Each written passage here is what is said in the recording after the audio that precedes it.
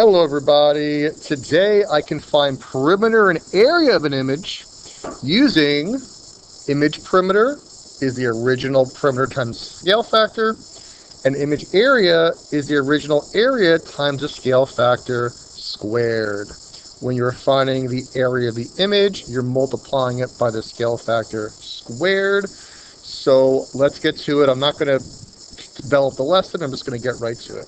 If the scale factor for a triangle dilation is 3, the perimeters is also 3. The scale factor for the perimeters is the same as the scale factor for the sides. For the areas, it's the scale factor squared. So if the scale factor is 3, for the areas it's 3 squared, which is 9.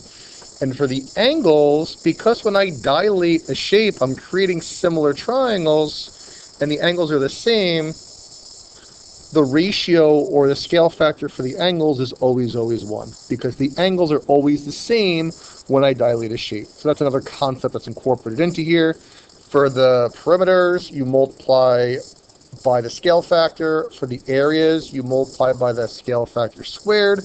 And if it's talking about the ratio of the angles, it's just 1, or a ratio of 1 to 1. This is phrased a little bit differently. If the ratio of the sides is 5 to 1, that means that the scale factor is 5 to 1. Then the perimeters is the same as that, 5 to 1.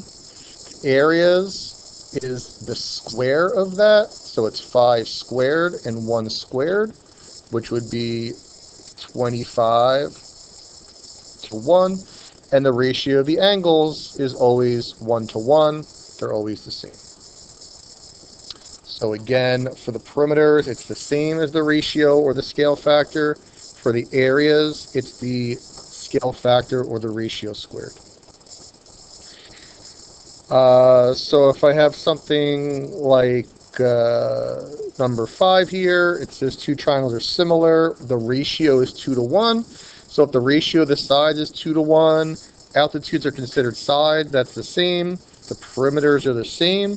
The areas would be 2 to 1 squared, which is 4 to 1, which is true. The angles are not 1 to 1. The angles are the same. The angles are 1 to 1. That would not be true. So you could have a question like that. And then that brings us to here. If it's telling you that a triangle has a perimeter of 10 and an area of 12, it wants it after a dilation. Well, for the perimeter, the image perimeter is equal to the original perimeter times the scale factor, and the image of the area is the original area times the scale factor squared.